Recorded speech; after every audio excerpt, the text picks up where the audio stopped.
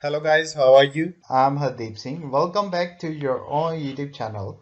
IELTS updates and recent exams. For more updates related to recent IELTS exam writing test topics, listening, reading, practice test, and speaking, you got guesswork. Please, guys, participate in everyday listening and reading practice test to achieve your desired band score in your actual IELTS exam. Please hit the like and subscribe button. Press the bell icon for the upcoming notifications. Don't forget like, subscribe and share my YouTube channel and my Facebook page, IELTS updates and recent exams. Part 1. You'll hear a research scholar interviewing a junior student for his research assignment. First, you have time to look at questions 1 to 4.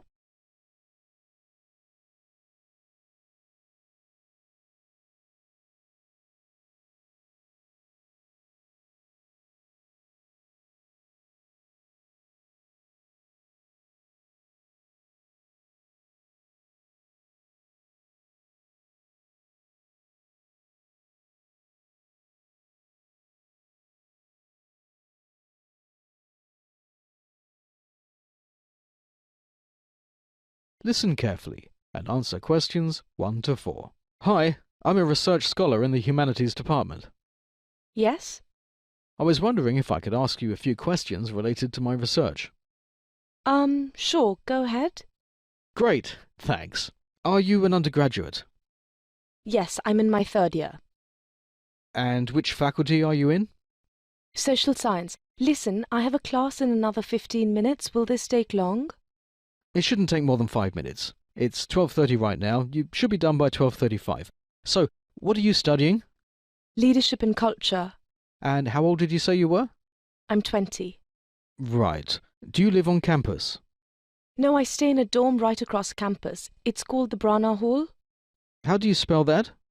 It's B for ball, R for rat, A for America, N for network, A for America, G for Georgia, and H for home.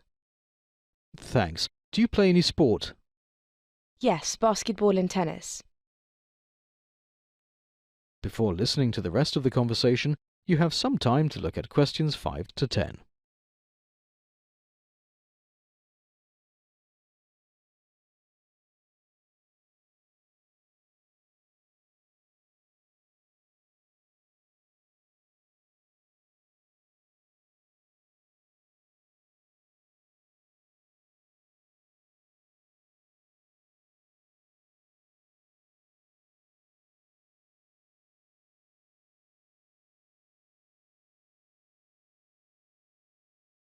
Now listen and answer questions 5 to 10. How often do you play basketball? Twice every week. And tennis? About once a fortnight. And do you go to the gym? Yes, I do, on every alternate day from 6 a.m. to 8 a.m. I take a rest on Sundays. Right. And do you belong to any student clubs? Yes, of course. I'm part of the theatre club and the debating club. And how often do you participate in the activities of these clubs? Not as often as I would like. About once or twice a month, I would say. So do you act in plays? No, I'm usually part of the production team. Do you go out for parties? Yes, I do, mostly on weekends. And how much do you spend on a typical night out? Let me think. It's usually about $200 to $400. That's for one night? No, that's like for the entire month. So about 8 nights? Yeah, between 6 and 8 nights.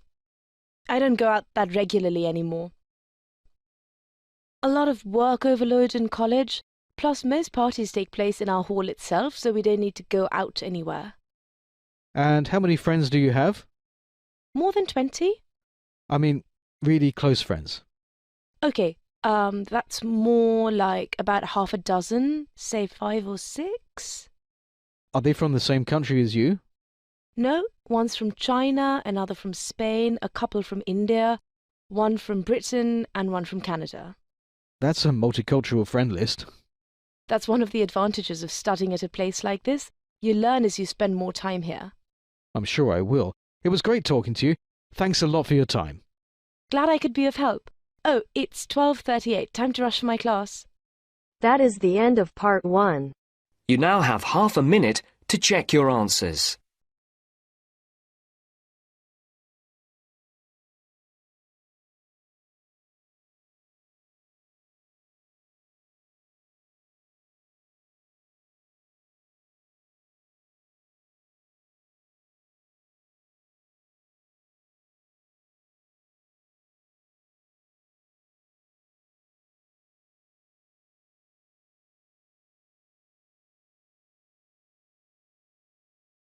Now turns to Part 2. You will hear a college counsellor talk about how to select an academic major. First, you have time to look at questions 11 to 13.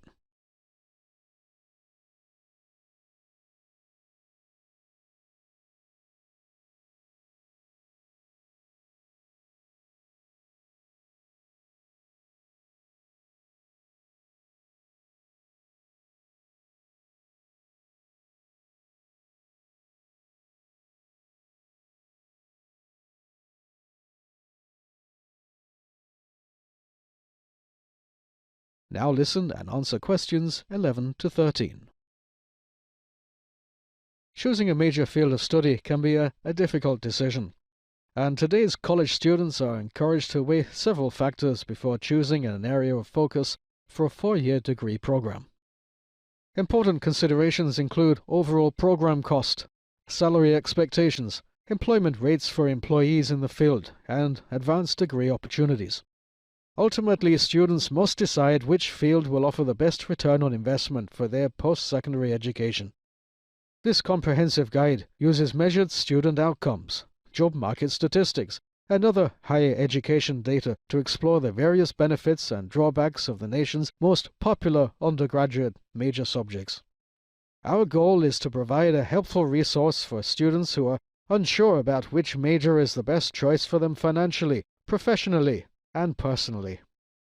According to a recent report from the University of Laverne, roughly half of all college freshmen enter college undecided about their major. Additionally, as many as 70% will change their major at least once during the course of their 4-year degree program. The majority of these students change their major at least 3 times. Many students worry that changing their major will delay graduation and, as a result, significantly increase their overall tuition costs. However, a study at Western Kentucky University found that shifting major fields had a minimal impact on planned graduation times. Furthermore, the data showed that full-time students who changed majors at least once reported higher graduation rates than those who remained in the same field for their entire bachelor's program.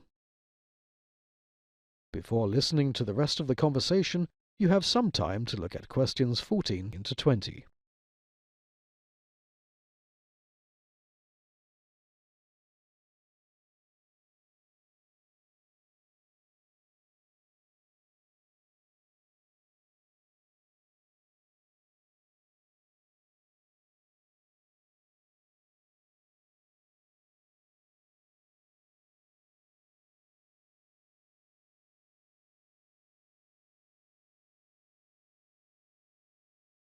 Now listen and answer questions 14 to 20. Students typically tend to select their major based on career-related factors and on job availability and employment rates in their proposed field. Employment rates will differ between professionals who enter the workforce with a bachelor's degree and those who go on to earn a master's or other advanced credential. Studies have also found that employment rates varied between new graduates and bachelor's degree holders with multiple years of professional experience. College alumni can be a helpful source of information for students who are exploring different areas of study or considering a change in their major focus. These individuals offer valuable insights about their major for both current students and job seekers. A recent poll by PayScale found that degree-holding alumni generally recommended majors in science, technology, engineering, and mathematics, also known as STEM fields. Other areas with high approval ratings included business, accounting and finance, nursing and healthcare management. Alternatively, majors related to the arts, humanities and social sciences held low approval ratings among college alumni. A study from Pew Research Center found that 24% of graduates with a bachelor's degree in a STEM field and 29% of business majors wish they had pursued a different area of study. In contrast, 33% of graduates with degrees in social science, liberal arts, and education regretted their decision.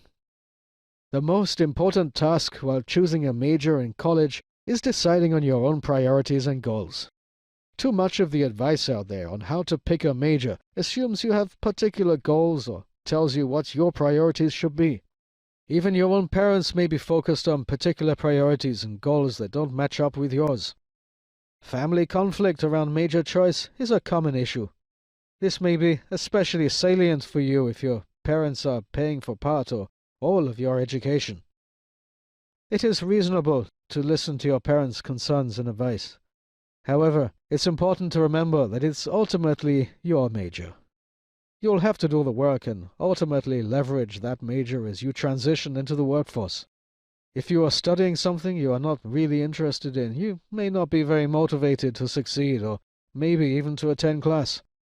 So you need to ask, which college major is right for me? Here's some advice on discussing any change in your major plans with your parents. If your parents are paying for your education and they want input into your plans, you can also consider compromises like majors that are agreeable to both of you, double majors or minors. For you to be able to choose a college major that makes sense for you, you first need to figure out what you want out of a college major. For some people, knowing they'll almost always be able to find a job throughout their lives is most important. For others, being able to pursue a particular intellectual interest is the critical factor. Most people are motivated by some combination of factors that they weigh in balance. These factors will guide you towards the answer to the question, what college major is right for me? That is the end of part 2. You now have half a minute to check your answers.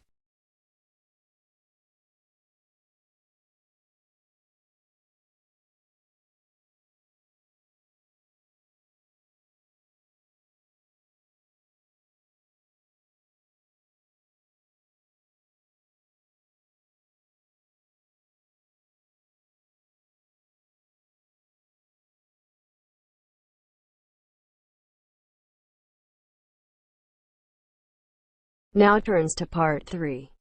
You'll hear a discussion between a teacher and a student regarding the student's essay. First, you have time to look at questions 21 to 23.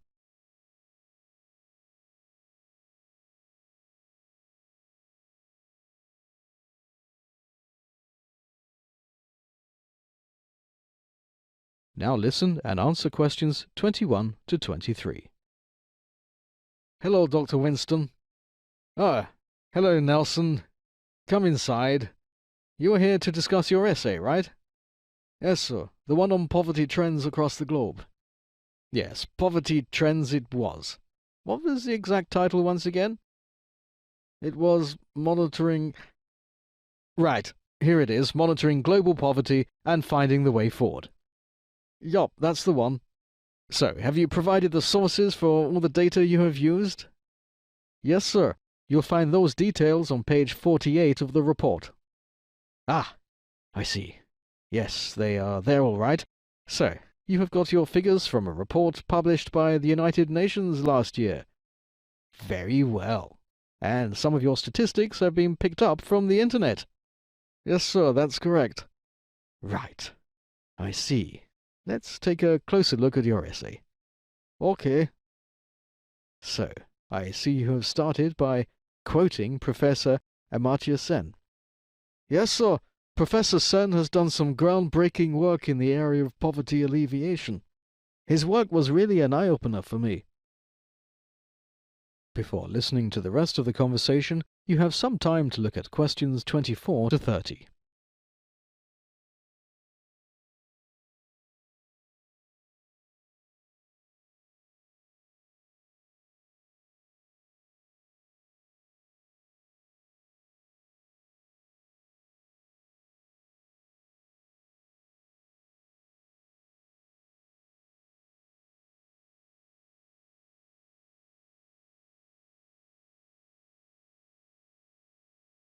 Now listen and answer questions 24 to 30.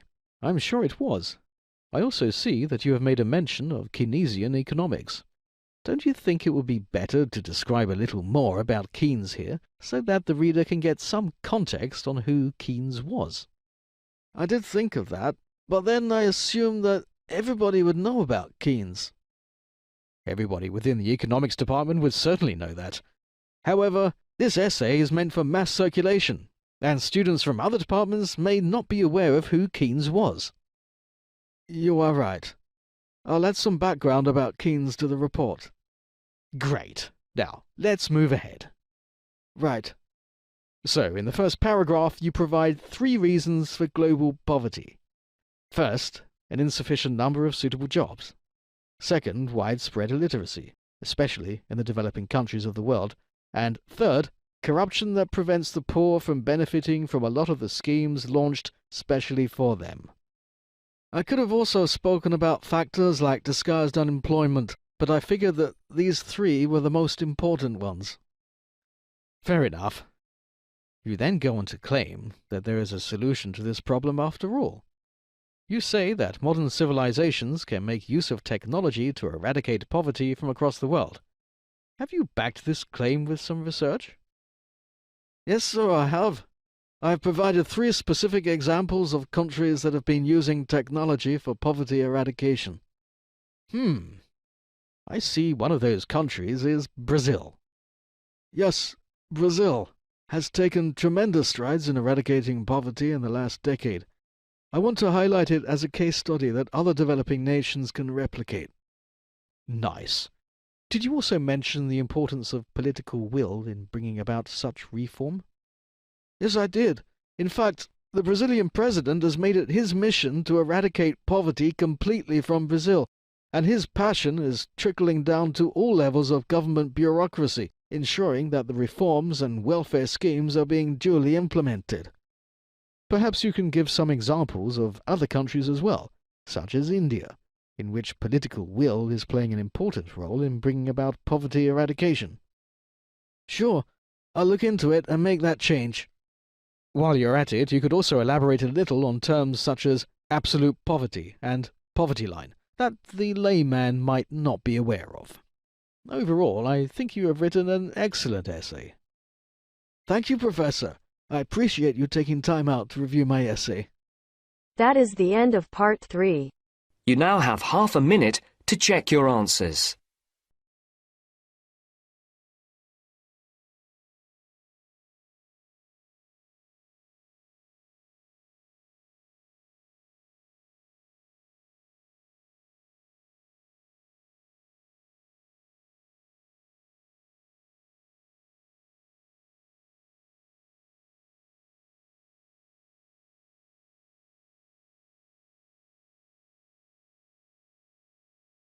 Now turns to part 4. You will hear a technology expert talk about control of the Internet. First, you have time to look at questions 31 to 40.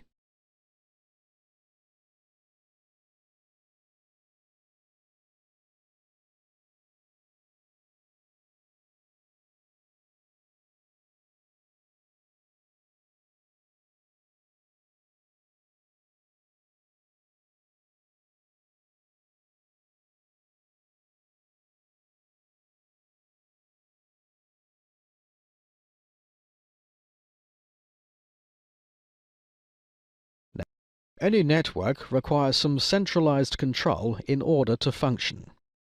The global phone system, for example, is administered by the world's oldest international treaty organization, the International Telecommunication Union, founded in 1865 and now a part of the UN family. The Internet, however, is different. It is coordinated by a private sector non-profit organization called the Internet Corporation for Assigned Names and Numbers, also known as ICANN, which was set up by the United States in 1998 to take over the activities performed for 30 years. The controversy over who controls the Internet has simmered in insular technology policy circles for years, and more recently has crept into formal diplomatic talks. Many governments feel that, like the phone network, the Internet should be administered under a multilateral treaty. ICANN, in their view, is an instrument of American hegemony over cyberspace. Its private sector approach favors the United States.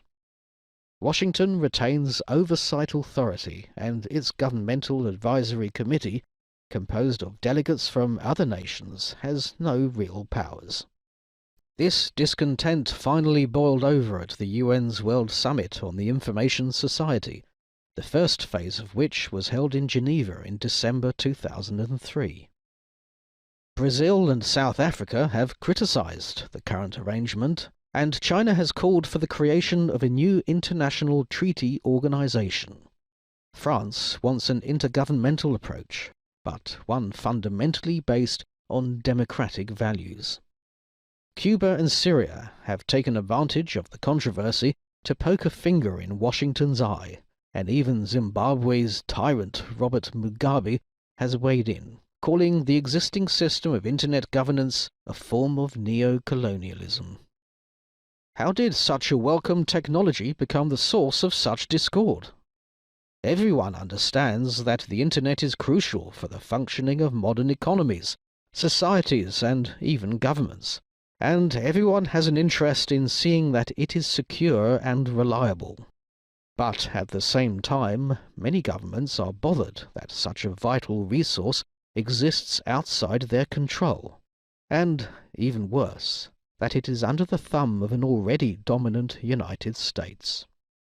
Washington's answer to these concerns: the Commerce Department's 4 terse paragraphs released at the end of June, announcing that the United States plans to retain control of the Internet indefinitely, was intended as a sort of Monroe Doctrine for our times. It was received abroad with just the anger one would expect, setting the stage for further controversy. One of the most cherished myths of cyberspace is that the Internet is totally decentralized and inherently uncontrollable. Like all myths, this one is based on a bit of truth and a heavy dose of wishful thinking. It is true that compared with the century-old telephone system, the Internet is a paragon of deregulation and decentralization. In 4 critical areas, however, it requires oversight and coordination in order to operate smoothly. Together, these areas constitute the domain name system of addresses, with which users navigate the Internet and send email. First, there are domain names, such as www.foreignaffairs.org. Somebody must decide who will operate the database of generic names ending with suffixes such as .com, .net, .info, and others, a privilege that promises handsome profits. Also, someone must appoint the operators of 2-letter country code suffixes such as .cn for China. Second, there are Internet Protocol numbers, the up to 12-digit codes, invisible to users, that every machine on the network needs to have in order to be recognized by other machines. Due to a technical decision made when the network was developing in the late 1970s, in a world speckled with mainframe computers, the system was set up to accommodate only around 4 billion potential Internet Protocol numbers, far fewer than are now necessary. Until the Internet is upgraded, accordingly, Internet Protocol numbers must be allocated sparingly and carefully, since accidentally duplicating them creates mayhem for routing Internet traffic. Third are what are called root servers. Some form of control is needed in the actual machines that make the domain name system work. When users visit websites or send email, big computers known as root servers match the domain names with their corresponding Internet Protocol numbers in a matter of milliseconds. The database is the world's most important Rolodex. Yet, due to a technical hiccup that occurred when the network was young, there can be only 13 root servers, some of which provide data to mirror sites around the world. As a result, somebody must decide who will operate the root servers and where those operators will be based. Because the system evolved informally, The root server's administrators are diverse, including NASA, a Dutch non-profit organization, universities, the US military, and private companies. Today, all told, 10 root servers are operated from the United States, and 1 each from Amsterdam, Stockholm, and Tokyo. Fourth and finally, there are technical standards that must be formally established and coordinated to ensure the Internet's interoperability. They entail more than just addressing system and involve everything from how routers send traffic to parameters so that video flows smoothly. Ultimately, the standards let the Internet evolve. That is the end of part 4. You now have half a minute to check your answers. So guys, don't forget like, subscribe and share my YouTube channel and my Facebook page, IELTS updates and recent exams. For more updates related to recent IELTS exam writing test topics, listening, reading, practice test and speaking, you got guesswork. Please guys, participate in everyday new IELTS listening and reading practice tests to achieve your desired band score in your actual IELTS exam. For more IELTS material, visit my official website www.ieltsupdatesandrecentexams.com. The link is given below in the description. If you need PDF files of latest IELTS material, then please join my Telegram channel. So guys, please write your score below the comment section. Again, thanks for listening. God bless you all guys. Stay tuned, stay safe.